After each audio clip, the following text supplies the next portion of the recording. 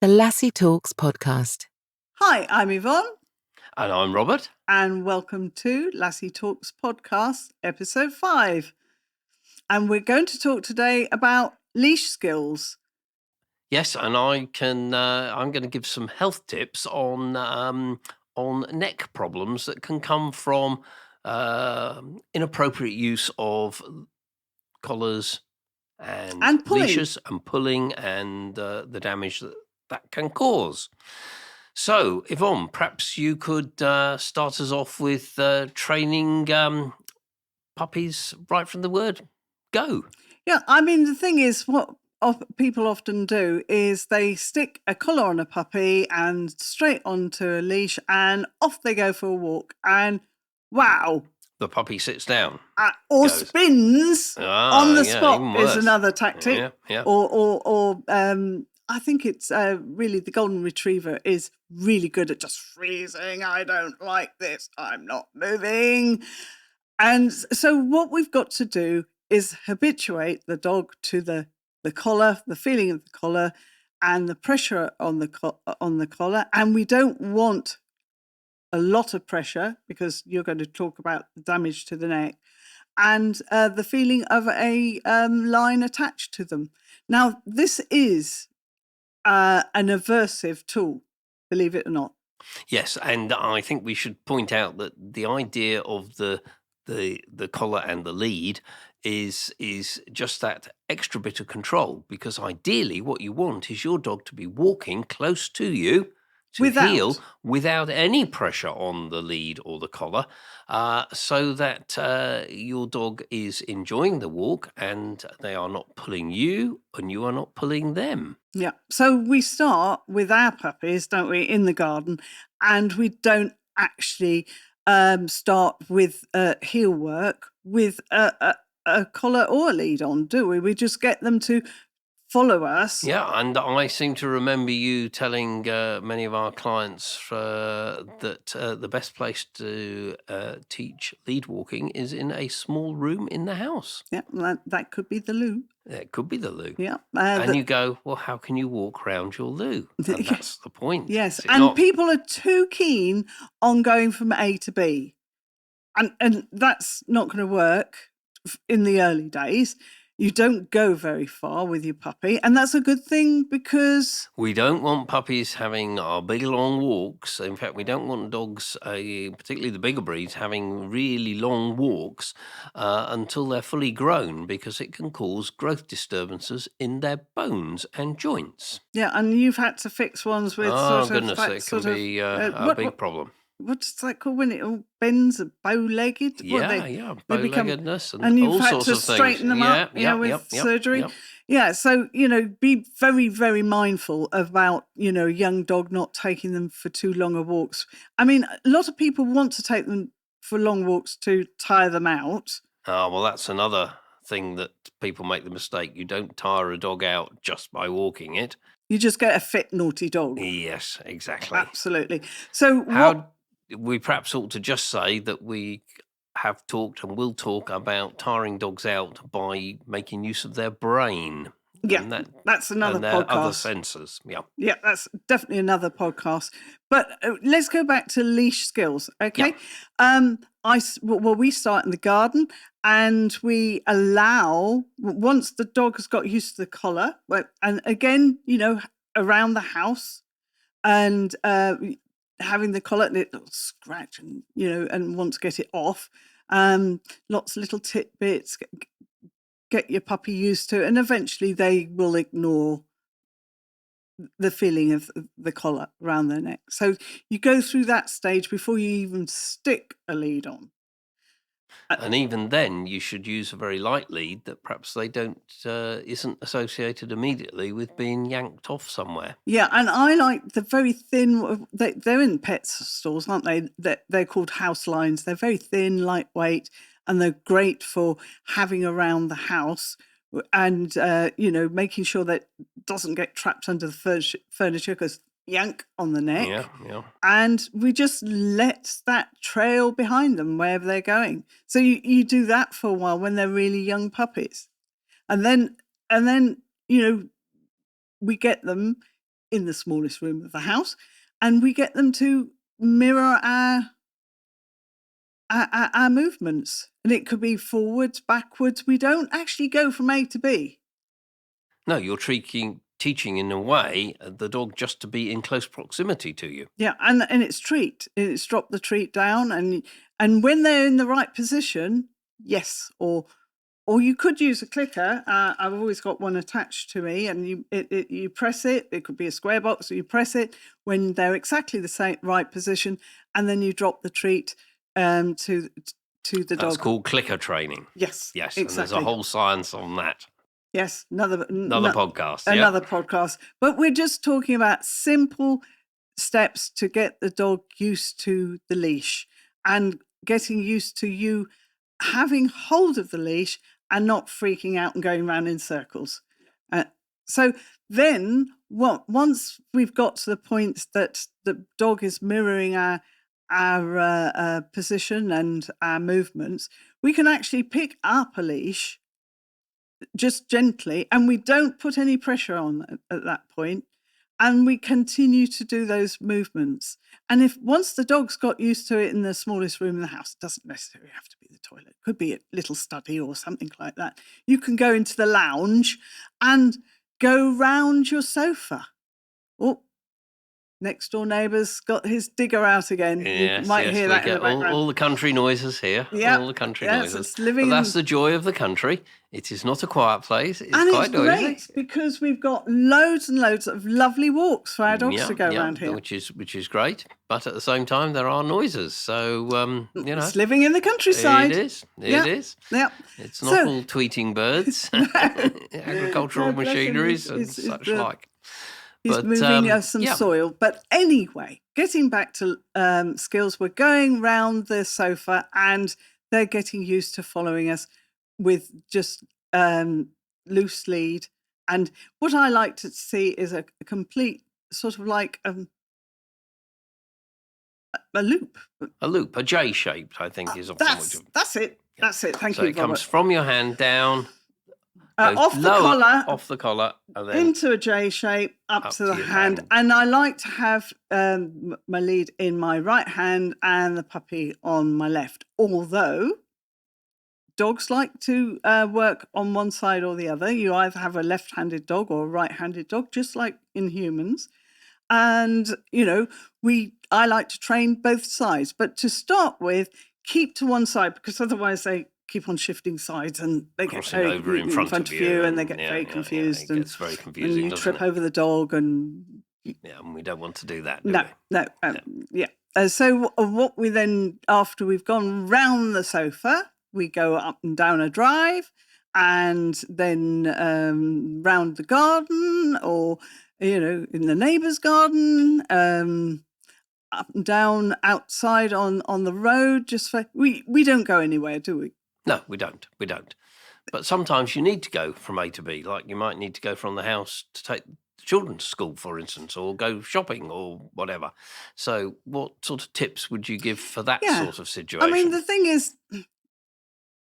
in the old days, we would say, wear harness and just, don't worry about them pulling, because, it's going to be still, practicing bad behavior.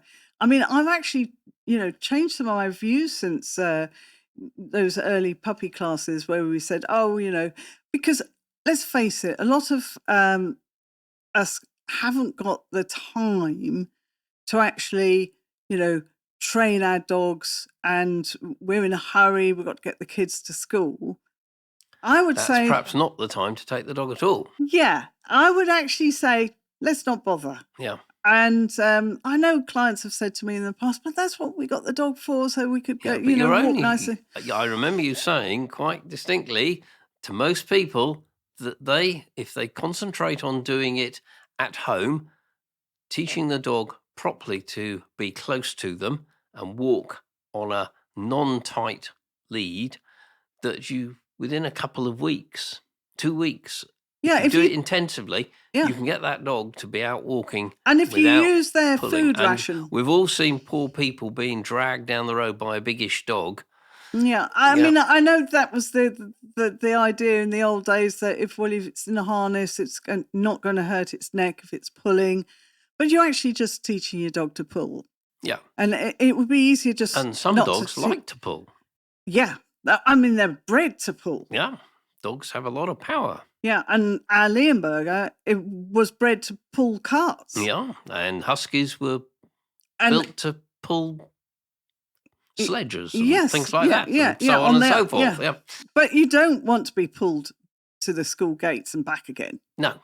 And there's nothing worse than having your shoulder yanked out or having to nag them to go heel, heel, pull, heel, heel, or yank in the old days. Yeah, in the old days of choke chains and things, perhaps we should just mention that there are some very aversive apparatus out there. Things called prong collars, which Don't use them.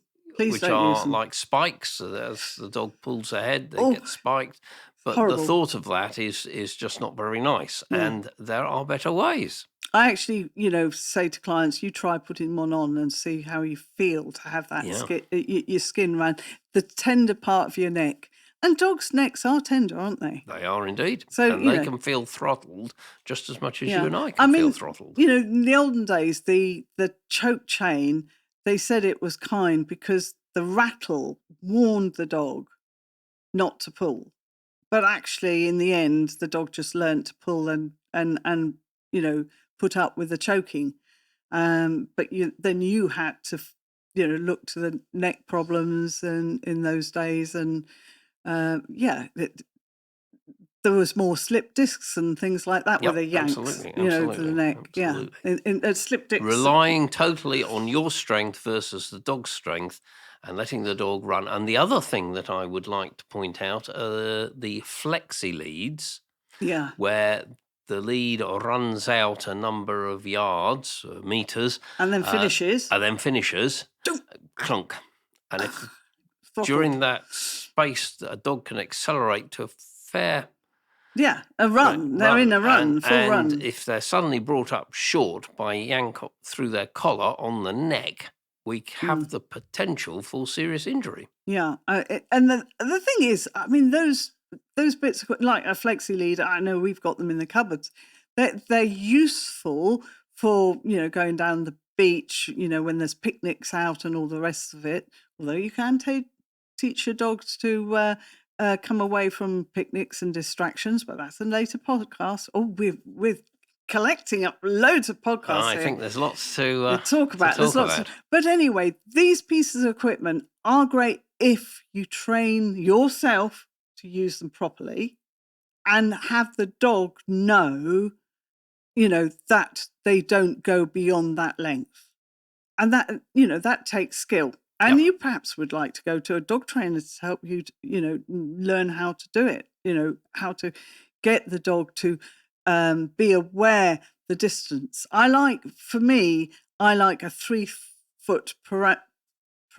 Is it perimeter? Perimeter, that's the word, around me, that the dogs, when I go out to walk, don't go any further than that, because we don't often use the flexi lead anymore. But because the dogs are so good at staying close, anyway. Yep. And that's what you want to do. You want them to be able to do it even... Yeah, sorry, I Robert. was going to say that the lead is there not to restrain the dog, but to be a final check in case something happens and you are going to be suddenly separated from the dog, and the dog may be scared and bolt off. And it's the law as well. Absolutely. Of course, you've got to be aware that you are responsible for what your dog does. Absolutely. So, when you're out about on the road, well, not on the road, but on the pavement, and or on the sidewalk, if you're in America, so that that the dog stays with you. You've got it on a leash, and it's trotting nicely beside you. It's not pulling ahead. It's not like, because some dogs lag behind. There's those that I've seen being pulled along, and the dog's flat on the stomach and being pulled along. Yeah, I've seen that. The dogs that are reluctant to go for a walk, and I can only assume that something not very pleasant has happened, or the dog's been on the walk and actually would like to stay out on the walk longer because it's great fun. So every dog is an individual. Everyone's different. Yeah, but it's all about, getting those skills, getting the right mindset for a walk before you go, and then getting the mechanics right. Yes, and the mechanics, you may need a trainer or assistance in learning the mechanics. So find yourself a good dog school. Yeah, or, look at one of our videos that Yeah. will be later on our website. Yeah. Have a look. We Yeah. can give you some tips. Yeah. That might be enough. Yeah. Hope it is. Yeah. So, shall we talk about these neck problems? Yeah, I mean, you've talked about it earlier about a harness as a way of avoiding an immediate pressure on the neck. We talked about choke chains and prong collars and things that constrict the neck. That can cause, obviously, choking problems, damage to the trachea, the airway. They can cause nerve damage and are just generally unpleasant. Harnesses do allow the dog to pull. They do take the strain off the neck. So if your dog has had neck problems or is prone to neck problems, or is going through some sort of treatment, indeed, then a harness can often be a useful thing to use. Harnesses can be helpful for attaching leads to, but they're much better if you've already trained walking the dog, properly. yeah. Yes. And don't Now- forget, you've got the opposition reflex when, that's how you get a greyhound to run, is to pull Pull it back and it goes pull it, and then forward. it runs forward. So Yeah. when you're pulling on your lead, Their instinct is to pull so forward. I like to play games where I slightly give pressure, but it's a signal, oh, there's pressure, let's bounce back to my owner. So rather that, than pull away from you. yeah. Yes. So yes. so that avoids all that, undue pressure on the neck. Yeah. Yeah. And it Fred's having a good cuddle there. You can probably hear him huffing and puffing. The neck injuries can be quite serious in dogs, and they can be so serious that you can end up with a broken neck. Fortunately, fairly rare, but does happen. And the collar is a potential danger for choking the dog. So, one has to be aware of the situations you're in. Damage to the neck, slip discs, that's quite a common problem in dogs. Very painful. And they howl with pain. They do. It's horrible to hear. Yeah, it is. Very painful condition. So anything that can add extra strain on the neck is a potential way of causing these damages. So, learn how Good mechanics, really. Yeah, good mechanics, how to walk your dog without it. And prevent the neck injury. And prevent those neck injuries. Yeah. So on that note, I think we and Fred's saying, "Come on, give us a cuddle, Dad. Stop talking." So I think we'll come to an end there. So where can we find out more information? Well, it's on our website, lassietalks.com, and obviously don't forget to listen to our podcast, Lassie Talks podcast, and also we're on Facebook, and we'll see you next time. We hope you enjoyed this episode of Lassie Talks. If you would like to get in touch or have any questions, then please visit lassietalks.com or visit our Facebook and YouTube page. Every dog has a Lassie's heart, so remember, we need to make our homes the best place for our dogs to be. See you soon at the next episode of Lassie Talks. Lassie Talks was recorded and produced at Monkey Nut Audiobooks.